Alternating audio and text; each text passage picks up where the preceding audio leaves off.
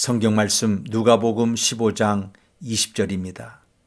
그는 아버지의 집을 향하여 길을 떠났다. 오늘 저는 집을 떠난 아들에 대한 이야기 3개를 소개하고자 합니다. 첫 번째 이야기는 한국에서 군 복무를 위해 집을 떠난 아들의 이야기입니다.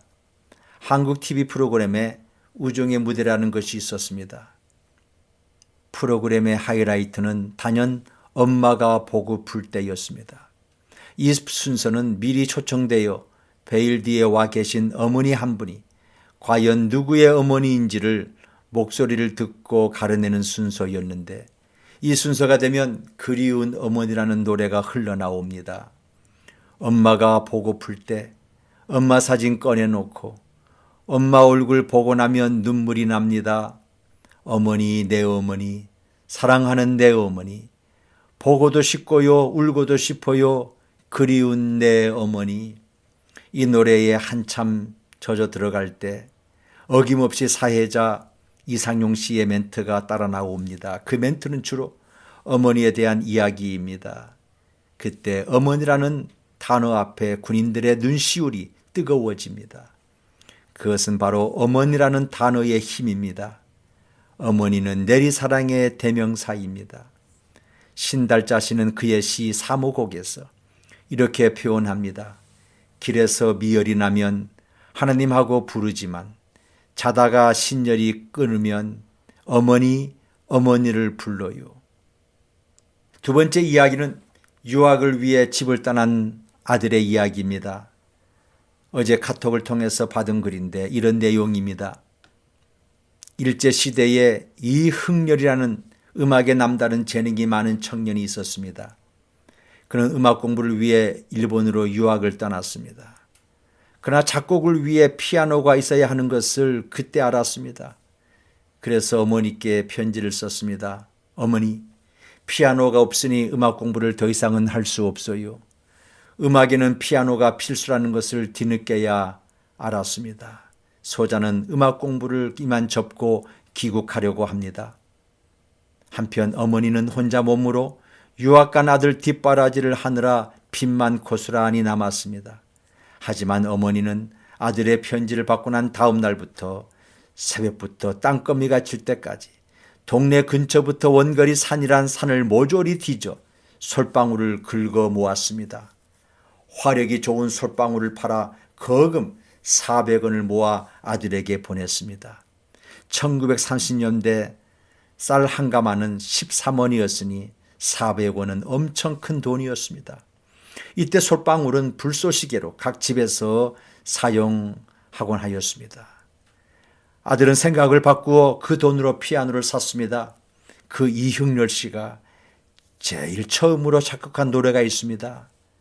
그것은 시인이며 문학 박사인 양주동님의 시 어머니의 마음입니다. 그 가사를 적어 읊어봅니다. 낳으실 때 괴로움 다 잊으시고 기를 때 밤낮으로 애쓰는 마음, 진자리 마른 자리 가라니시며 손발이 다 닳도록 고생하시네. 하늘 아래 그 무엇이 넓다 하리요. 어머니의 희생은 가히 없어라. 어려서는 안고 업고 올려주시고 자라서는 문에 기대어 기다리는 맘, 알을 쌓아 그를 뗄사 자식 생각에 고우시던 이마에는 주름이 가득 땅 위에 그 무엇이 높다 하리요. 어머니의 정성은 지극하여라. 3절을 읽으면 눈물이 날 것 같아 이만 줄입니다. 세 번째 이야기는 아버지로부터 유산을 받아 먼 나라로 떠난 아들의 이야기입니다. 유산은 아버지가 돌아가신 후에 받는 것인데 이 둘째 아들은 미리 유산을 받아 먼 나라로 떠났습니다. 그건 아버지를 무시하는 처사입니다. 주머니에 돈은 두둑하고 몸은 건강했으며 나이는 젊었습니다. 그런 상태에서 유산을 가지고 살아보니 모든 것이 순풍의 돛담배같이 잘 되기만 했습니다. 모든 것이 새롭고 모든 것이 신났습니다.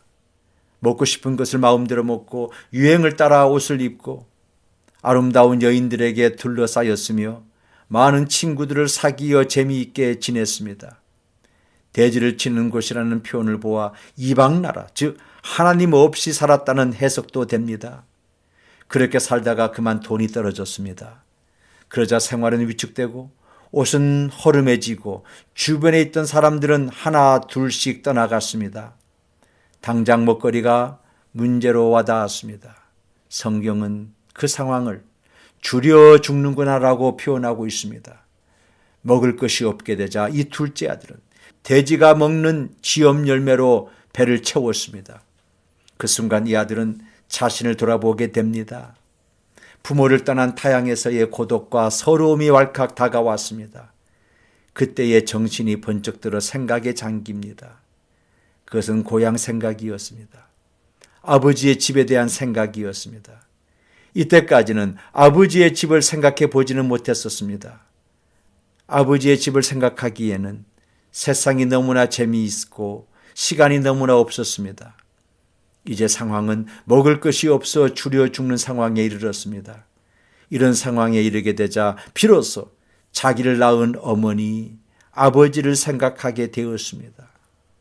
자기 생명의 창조자에게로 생각이 돌아가게 된 것입니다.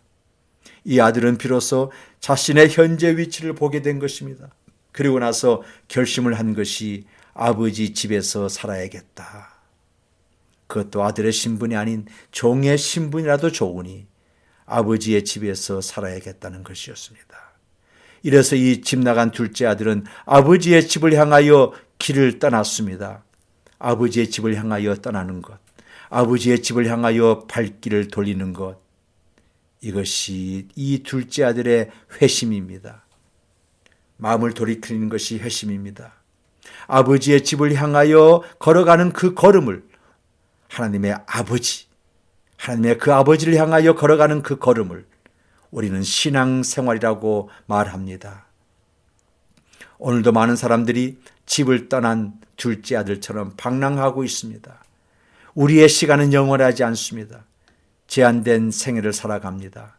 그러므로 우리 생애의 뜻과 보람과 가치, 행복의 시작의 방향은 어디일까요? 그 방향은 아버지의 집입니다. 인생의 소망은 아버지의 집을 향할 때 시작이 됩니다. 우리가 살고 있는 현 시대의 특징은 속도와 경쟁입니다. 정신없이 바쁘게 뛰어다닙니다. 이런 상황의 구조에서 우리는 자신이 누구인지에 대한 정체성을 잃어버릴 수 있습니다. 지금 우리는 그 바쁜 발걸음을 멈추고 집에서 대부분의 시간들을 보내고 있습니다. 담담한 심정으로 솔직하게 우리 각자 자신을 돌아봅시다. 우리 인생에 고달픈 문제가 있습니까?